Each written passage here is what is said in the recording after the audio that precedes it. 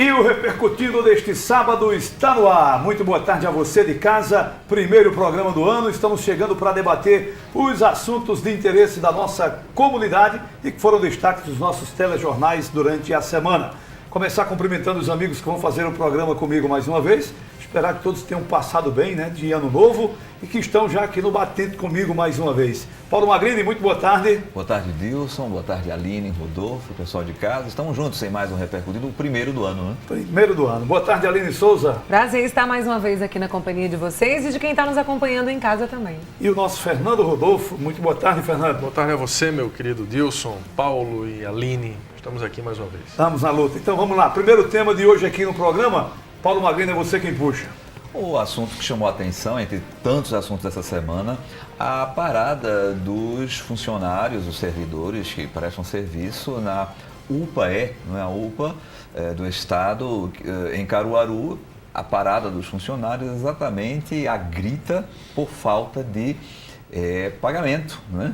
Então, a grita em 2 meses praticamente, outubro, novembro e dezembro, chegando e não nada de pagamento na conta, né? E o pessoal resolveu, de ordem direta, fazer algo que geralmente a sociedade sente o impacto, mas a reclamação do desconforto de você não ter seus salários em dia. Eles são, Dilson Oliveira e colegas, funcionário a partir dessa OS, né, que é a organização social que toma conta, que administra a UPAE, Altino Ventura, e não receberam os seus salários nesse período.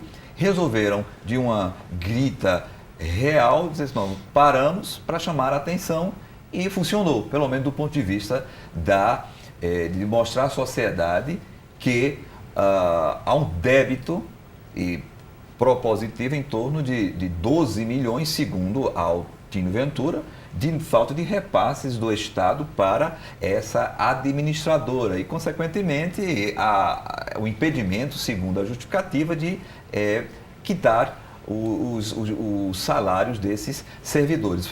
Este é um assunto que chamou muita atenção e jogo já a discussão para os colegas e o pessoal de casa, que o que me chamou muito a atenção, e nós conversávamos no Repercutindo no Rádio Jornal dessa semana, que é aquela velha retórica de que todas as vezes que se fala de que o Estado demorou muito em determinados segmentos para fazer investimentos, não, mas nós estamos com as contas em dias, que os salários dos servidores são pagos em dia e que, de fato, estamos longe de dificuldades como outros estados do Brasil. Então, o dever de casa foi feito. E aí, o dever de casa? Que contrassenso e logo é na esse? Saúde, né? Porque quando você fala a questão aí do pagamento de funcionários, a gente lembra também que o governo do estado está deixando a desejar com relação a medicamentos. As pessoas que passaram por transplante de rins não estão recebendo medicamentos do governo do estado e podem até ter o órgão rejeitado. Isso é muito sério, gente. Então, a gente tem que avaliar muito essa saúde do governo do estado, como é que eles estão realmente angariando esses recursos, dividindo, porque a situação acho que vai ficar séria, hein? Não, já está séria. Já está, né? Vai ficar ainda mais. Já né? está muito séria. Me chamou a atenção também essa história da UPAE, que a gente mostrou ao longo da semana, né? Foi preciso os trabalhadores cruzarem os braços numa tarde, no dia seguinte fazerem um protesto também pela manhã lá de frente da UPAE, à tarde, depois de, eu vou usar o termo bem correto que todo mundo conhece, depois de, infelizmente, levarem uma sugestão da direção da Altino Ventura, foram obrigados a voltar ao trabalho, né, com a promessa de que até o começo da semana que vem isso será resolvido. E a gente espera que resolvam realmente. Porque, infelizmente, Magrini, como você muito bem colocou, tem esse lado da demonstração oposta do que quem defende o governo sempre diz, que não, as finanças estão organizadas, que está tudo em dia, que o Estado está cumprindo com sua obrigação de pagar em dia o salário do servidor. Não está fazendo mais do que a obrigação dele. Exatamente pagar o salário do servidor em dia, que é o que todo trabalhador merece ter. Quem trabalha, que infelizmente receber, né? não fizeram a mesma coisa com quem trabalha na saúde, na Fundação Altino Ventura, que justificou um atraso de 12 milhões. Meu amigo, 12 milhões não se acumula um débito de um desse dia para da noite para o não. dia, não. Verdade. Ou de um dia para o outro, não.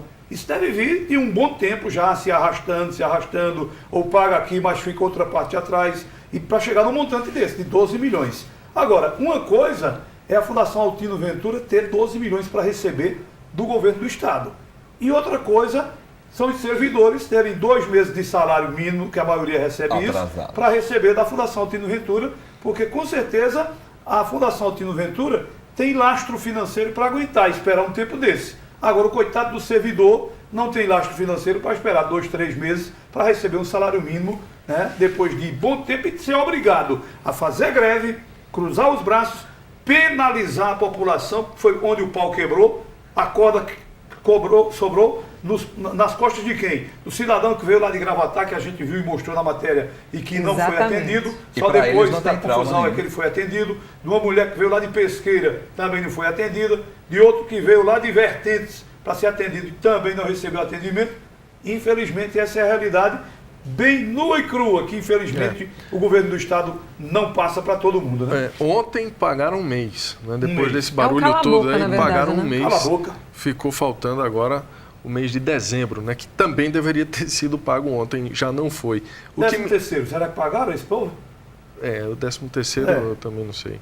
Porque esses que pagaram então, a última vez que esse pessoal tinha recebido dinheiro foi dia 5 de outubro. 5 de outubro. Então receberam... Quer dizer, referente a setembro, né? Exato. Então receberam referente a outubro, que deveria ser pago em novembro. Eu acho que o 13º foi pago porque eles não falaram em décimo até agora. Pois né? Foi só novembro e dezembro. Então, novembro foi pago ontem, sexta-feira, e dezembro, que também deveria ter sido pago, não foi. O que me chama a atenção nisso tudo, sabe o que é? É a omissão dos agentes políticos aqui de Caruaru, principalmente daqueles que são aliados do governador.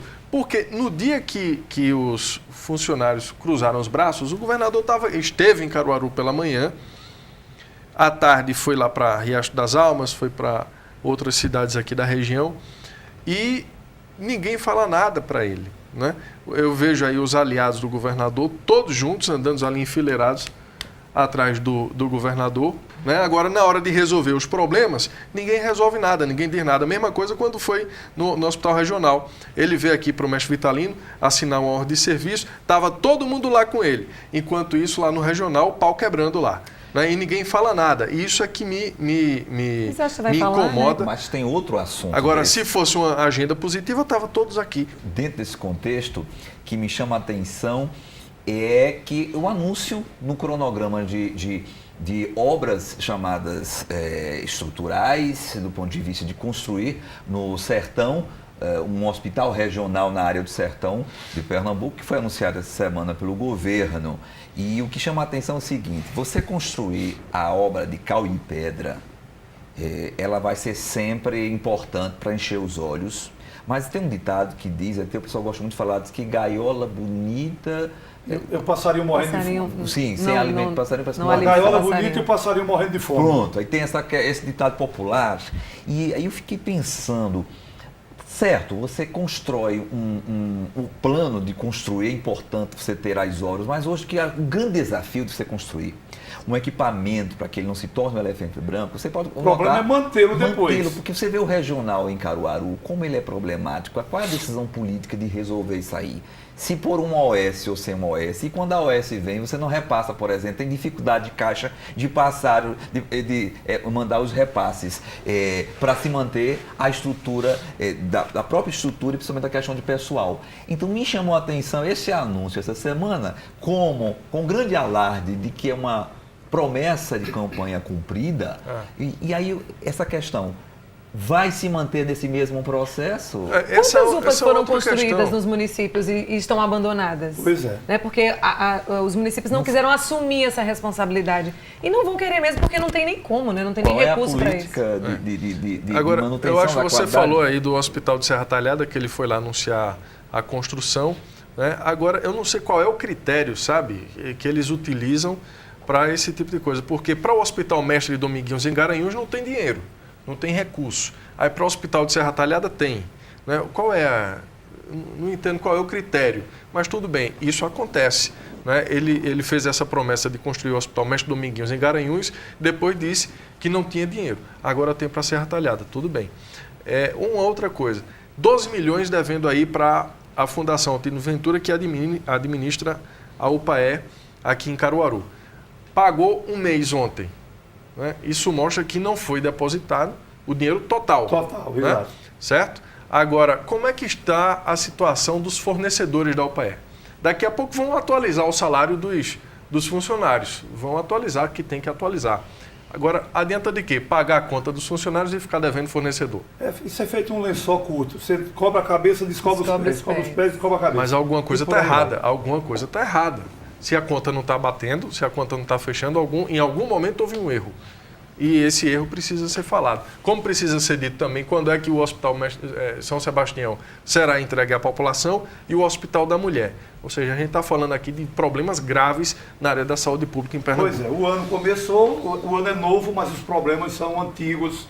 E, infelizmente, a gente espera que resolvam quanto antes para esta semana que vem. Né? Não está de novo aí servidores fazendo mais uma greve, mais uma paralisação. Esperamos que pelo menos isso resolvam e não consigam deixar a UPE se transformar num hospital regional do Agreste também, com tantos e tantos problemas. Aline Souza, diga lá. Você está falando em ano novo, aí eu vou refletir, é ano novo com os velhos problemas, né? Porque em 2017 a gente teve um número enorme de bancos, de caixas eletrônicos que foram explodidos em Pernambuco. E na madrugada de ontem, 1h30 da manhã, na cidade de Bezerros, a população ficou em pânico, né? Porque acordaram com tiros, né, com o maior barulho e a explosão da Caixa Econômica Federal de lá, que a gente não sabe o montante que foi roubado, que foi levado por esses bandidos que estavam em 2 carros e que fizeram, né, o estrago geral. Fecharam... Pior do que outras cidades. Exatamente. Fecharam todo o cerco, cercaram toda a cidade, colocaram grampos, que já é característica deles mesmo, né?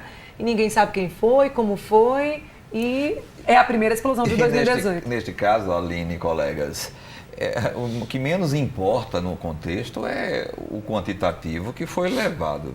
Até porque os bancos não divulgam esse montante, né? Nunca... E o que a gente pode levar em consideração, além do que a gente já disse aqui em outras situações, é o trauma da população, claro, durante o processo e o trauma depois, porque geralmente as cidades, não sei se é o caso de Bezerros, se me corrijam nesse caso, se é essa unidade bancária só. É uma próxima da outra, quase que numa mesma avenida, Bradesco. Certo. Tudo junto. Aí, tudo junto. Mesmo assim, mesmo quando é uma cidade que só tem aquela agência bancária, ela tem um problema porque o pessoal tem que sair de se deslocar para outra cidade para buscar resolver suas questões bancárias e, consequentemente, deixa o dinheiro que tira, o que vai resolver sua aposentadoria, suas questões, suas operações na cidade em que o banco, que você foi àquela cidade, certo? Certo.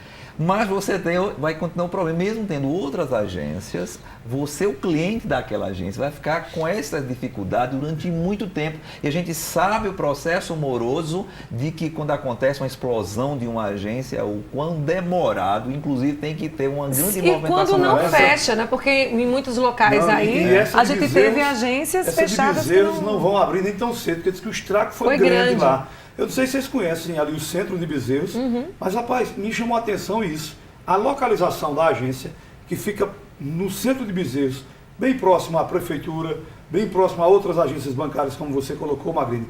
Eu tenho para mim que, por exemplo, fazendo um comparativo rápido, a agência da Caixa de Bezerros é como se ela ficasse na Vigário Freire, aqui em Caruaru. No coração da cidade. Mesmo. É bem parecido. No coração da cidade, comércio de um lado, comércio de outro, lojas vizinhos à agência, e chegaram lá sabendo de tudo que queriam fazer. Primeiro, metralharam logo os transformadores da CELP, que era para faltar energia na região todinha. E de fato faltou. Quando ficou tudo no escuro, aí pontos estratégicos fechados por vários homens, a bala comendo no centro e os outros fazendo o cata geral dentro da agência. É impressionante. A primeira investida do ano já mostraram que não estão para brincadeira de maneira e que bem vão continuar fazendo isso, que a polícia não consegue vencer essa guerra, viu? Um alerta, inclusive, para a questão, porque você, quando trata isso, você não vai tratar apenas um caso isolado, não, porque foi aqui numa cidade aqui ao lado.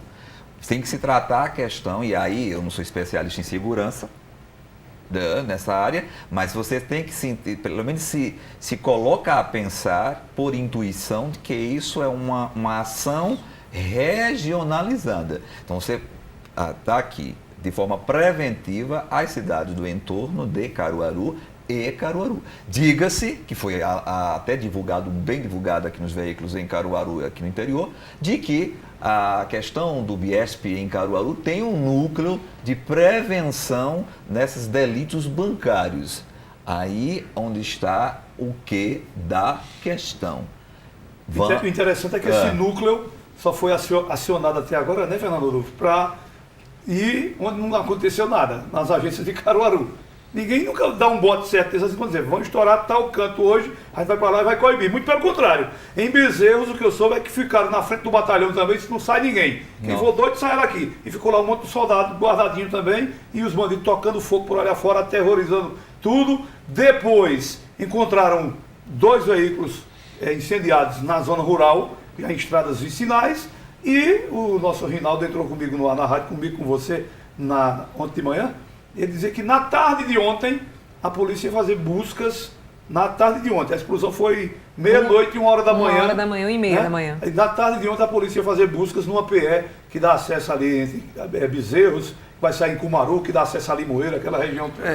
Se você perceber a ousadia dos bandidos, né? Bezerros fica a quantos quilômetros de Caruaru?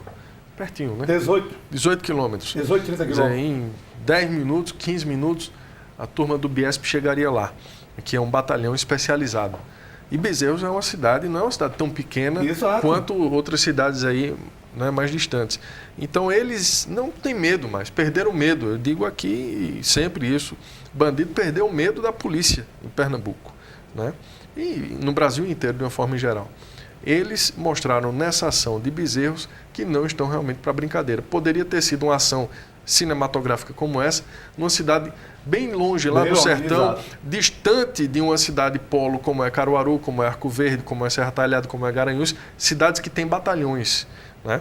Mas não, eles fizeram na cara do gol. Se mandasse uma mensagem, né? Olha, estamos aqui, vivos e não estamos para brincadeira, como muito bem disse o Fernando Rodolfo.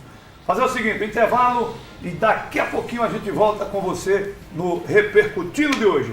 Até já.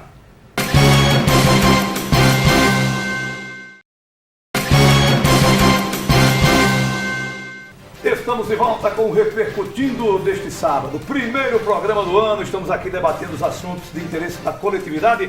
Fernando Rodolfo, vamos lá, você agora. Essa semana a gente teve um caso cruel, né, que aconteceu lá no sertão do estado, em Itapetim. Uma senhora, um jovem de 34 anos, foi assassinada barbaramente, né, e o principal suspeito do crime é o próprio marido. Esse caso é emblemático porque não foi a primeira vez que ela foi agredida, né, pelo marido. Ela já vinha sendo agredida há um certo tempo, inclusive, há 2 meses atrás, numa dessas agressões, a Polícia Militar foi lá. E eu falei aqui, dei esse caso como exemplo, de como a Lei Maria da Penha precisa ser modificada, né, porque essa mulher já vinha dando sinais de que isso poderia acontecer. Modificada para ficar mais dura, né? Mais dura, né? Precisa ser endurecida. Isso foi uma tragédia anunciada, né? O homem realmente era pelo que a Polícia Militar disse, tratava essa mulher, inclusive mantendo em cárcere privado, quer dizer, né? A Lei Maria da Penha foi ausente, foi omissa, houve uma falha Quando generalizada. você fala da questão do feminicídio, né, dessas agressões, que elas são recorrentes mesmo. Então, eles sempre orientam que a mulher deve, na primeira agressão, seja verbal, psicológica, fazer realmente a denúncia, prestar queixa, para que, possivelmente, essas agressões não aumentem. A gente conversava... Mas ela faz... Eu sei, mas aí não tem uma resposta. Aí o que é que acontece? Quando a gente faz uma avaliação dos feminicídios, a gente trouxe até um relato essa semana no nosso dia, e aí a SDS falava que Caruaru só tinha tido 2 registros de feminicídio no registro do Estado. E aí a gente falava com a Perpétua Dantas, que é secretária de Políticas para as Mulheres, ela disse, não, Caruaru tem 12 registros de feminicídio, 2 estão ainda sendo avaliados, e elas acompanham de perto esses registros, elas de jeito nenhum só 2, são 12. Quer dizer, o número é mais alto do que a gente imagina e do que eles divulgam, né, no Registro Geral do Estado. Então, tem que se reavaliar, tem que se colocar mais delegacias da mulher para que a mulher tenha acesso. Porque eu acredito, gente, que é até difícil a mulher denunciar, eu sou mulher, eu sei o constrangimento que muitas mulheres têm de chegar numa delegacia. Você já foi agredida. você já está numa situação constrangedora, né, de admitir que você sofreu agressão. Você chega numa delegacia, às vezes, eu não estou generalizando, mas muitas vezes o policial ele não tem a preparação de receber essa mulher, de acolher essa mulher. Então, por isso a importância das delegacias da mulher, das secretarias da mulher que atendem essa mulher, que podem ter um atendimento psicológico, uma orientação, caso ela precise sair de casa. Quer dizer, isso tem que se ampliar para que efetivamente a gente diminua o número de feminicídios. E que na primeira denúncia ela consiga ser realmente assistida, ter essa atenção e essa proteção. E essa discussão, ela mexe em 2 pontos básicos aí, que primeiro, o ambiente, que a Aline levantou e destacou muito bem, a questão do ambiente para que esta mulher seja acolhida após o trauma da agressão. E o segundo ponto é que se torne uma cultura, isto é, um costume da sociedade, que se coloque a mulher se posicione no que é mais esperado da sociedade, que é denunciar a questão do trauma sofrido. Mas isso vai bater em um outro ponto complicado, que é exatamente ter a questão da cultura da impunidade. Aí a gente tem esta questão da cultura da impunidade e vem o psicológico de quem já está fragilizado. Mexe muito. É muito complicado. Porque aí você entra em uma seara complicada, a sociedade joga na cara e diz, mas por que se foi agredido no começo, porque não abandonou Inclusive, aquele danado, porque não foi embora? É muito complicado. A delegada da mulher, a doutora Gimena, disse que em Caruaru foram feitas 1.500 denúncias e 500 tiveram medidas protetivas. Que ela diz que é uma maneira que tem de afastar aquele cidadão da mulher e ela se sentir, no mínimo, protegida, que ele não se aproxime. Quer dizer, ela diz que considera que é um número relativamente bom, né, porque tem aumentado consideravelmente o número de denúncias, mas a gente, infelizmente, ainda recorre nesses crimes. Né? Qual é a eficácia dessa medida protetiva? Você tem uma medida protetiva para impedir o sujeito de se aproximar da mulher. Você não pode chegar perto, tem que manter uma distância de 500 metros, 300 metros, 1 quilômetro, a distância que for. Como na prática você vai ter a eficiência dessa medida? Como aplicar a medida protetiva? É isso que a lei falha. Quando esse indivíduo a mulher continua no mesmo teto, sob o mesmo teto com este indivíduo, ou ele não sai. É um complicativo muito grande. Essa lei precisa ser alterada e muito rápido, porque do jeito que está, a gente vai continuar vendo esses casos se repetirem. O ano começa já com esse fato lamentável na área de Itapetim e, com certeza, enquanto não mudarem, como você disse, concordo com você, Fernando, enquanto não mudarem, meu amigo, a gente vai ficar aqui sempre lamentando esses tipos de violência contra a mulher, que é uma violência mais do que covarde, né? O camarada se acha no direito, acha que manda exatamente na mulher, de apropriação, ou quer mandar nela como se fosse um objeto, e quando vê que não consegue isso, termina partindo para o pior. Foi o que aconteceu lá, infelizmente, e a gente está cansado de ver isso por aqui. Infelizmente, providência que é bom para acabar de vez com isso, não se tem, infelizmente. Deixa eu puxar um assunto aqui também que voltou à tona essa semana, já que semana passada, no final do ano passado, a prefeita Raquel Lira tinha convocado a imprensa para anunciar que iria resolver até que enfim o problema dos ambulantes no centro da cidade. E eu até no momento, puxa, graças a Deus que tomaram uma atitude correta, coerente, e não somente de querer tirar o camarada lá do meio da rua, proibir que ele vá, para que ele ganhe honestamente o pão de cada dia.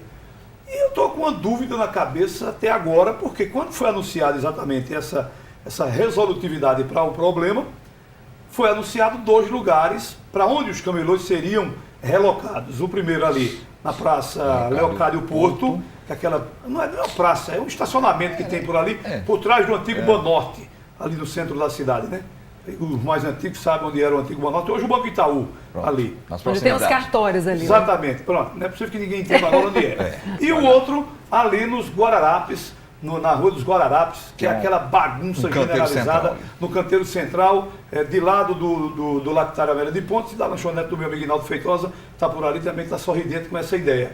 Mas, para novidade de todos, essa semana veio à tona de que os ambulantes não estão de acordo com aquilo ali. E eu imaginava que esses 2 lugares teriam sido indicados por eles próprios, pelos ambulantes.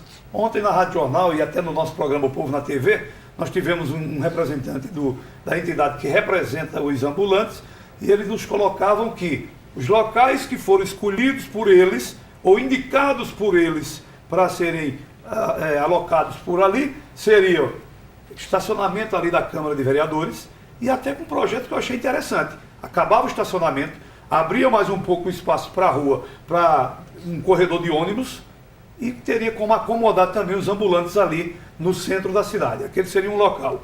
O outro, o Largo da Igreja da Conceição, onde tem muito ambulante por ali também. E um terceiro lugar, exatamente ali da rua 7 de Setembro, pertinho da Conceição também, naquele estacionamento ali que fica de frente do Banco Bradesco. Seriam esses 3 lugares que foram indicados e nenhum deles escutados pelo Poder Público Municipal. Ou seja, é mais uma entidade que reclama que não é ouvido pelo Poder Público Municipal na famosa mesa de negociação permanente que tem. Será que escutam realmente alguém? Eu tenho que entender o seguinte, quer dizer, eu e o Paulo vou analisar de forma fria, certo. Por exemplo. E eu estou também analisando de forma fria. Não vem dizer que eu estou nervoso, não. Essas mas já está esquentando aqui. Está ficando vermelho. Vamos ver o seguinte.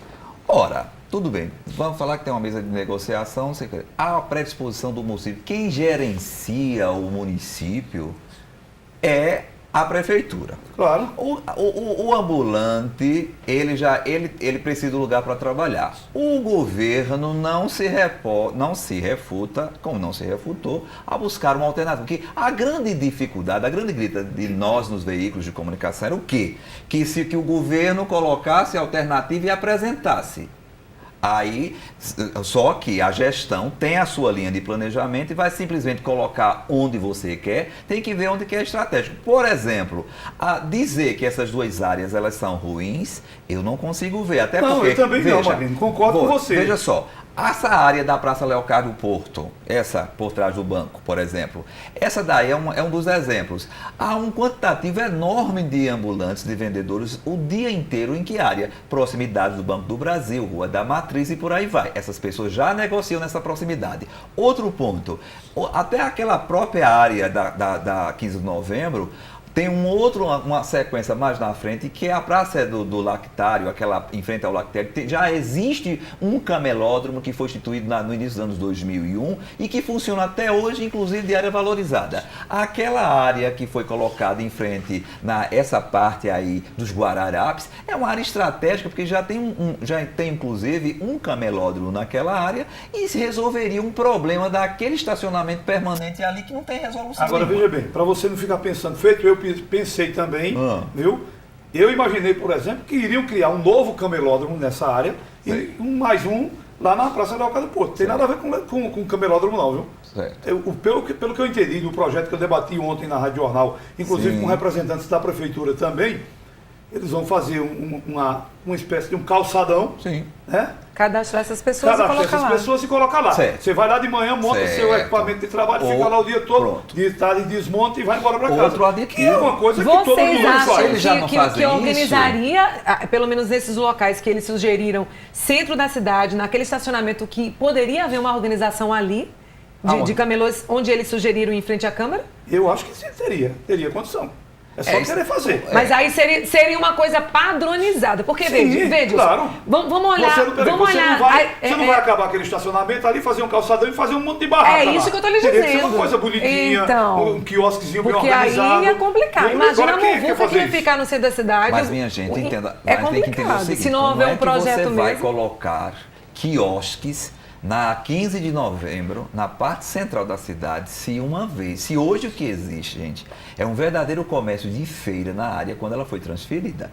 Eu entendo, aí eu vou olhar... É como se voltasse no tempo, né? Eu vou imaginar o poder público gerenciando o seu planejamento. Eu tenho que entender. Então, e quando você não coloca... Porque se você for colocar quiosques ou barracas numa área daquela, na Praça Leocádio Porto, ali naquela parte, você está institucionalizando, você está criando, você está oficializando duas feiras. Me desculpe, Cabo Paulo, mas na minha opinião tem condição de fazer, com um quiosque organizado, até porque ali no centro da cidade tem tudo quanto é de produto para vender. É claro que você não ia fazer ali, pegar um quiosque e botar para o camarada vender macaxeira ou alguma outra coisa, mas tem vários produtos que poderiam ser acomodados ali naquela área e ficaria bonito também. Para demandar um projeto desse, Isso é um projeto de estudo Claro. que nem eu e nem você, Claro. meus colegas, somos engenheiros Com aqui. certeza. Exatamente. Não se Tem- faz também da noite pro dia. Sim, Tem que ter agora, planejamento. para atender, aí eu vou compreender mais uma vez, aí eu vou fazer papel de advogado do diabo de novo, para compreender o trabalho da gestão. Ora, para atender esses indivíduos que têm seu direito de ir e de vir e vender, eles precisam se sustentar, a gente organiza aquela parte que virou uma feira e coloca nas áreas centrais. A sociedade vai procurar os indivíduos onde estiver. Agora, como eles fazem todos os dias o que eles fazem, eles montam seu material, vendem e vão embora à noite, desmontam. Vai ser a mesma Não, coisa. eu concordo com você que nos Guararapes também vai dar para acomodar muita gente ali. E ali é uma área de muita movimentação Muito também. movimento, oficinas, muito embora né? os próprios ambulantes já estão dizendo que já tem uma resistência dos empresários da área também, que querem aquele espaço para estacionamento, para quem vai fazer compra naquelas lojas ali. E fazer dos aquela Guararapes. bagunça que existe hoje. Não, tem que Pelo organizar. amor de Deus, é melhor os com vendedores ambulante, com ambulante ou sem ambulante, tem que organizar aquilo ali. Tem que tomar Que não ordem. pode ficar aquela bagunça geral. O que eu já percebi é que não tem uma definição de falar a mesma língua. A prefeitura definiu, são esses dois lugares, inclusive o representante da prefeitura me colocava na rádio que os recursos já estão alocados junto à instituição financeira para investir naquela área e não pode mudar, tirar dali, agora vamos fazer em outro canto, não pode. E os ambulantes não estão aceitando bem isso aí. Tanto que daqui a pouco, inclusive no Marco Zero, tem uma assembleia deles que vão discutir, apresentar esse projeto e dessa assembleia vão tomar a decisão do que pretendem fazer. Esperamos que consigam resolver tudo isso aí, porque pelo que eu estou vendo, essa novela ainda vai ter muitos capítulos pela frente.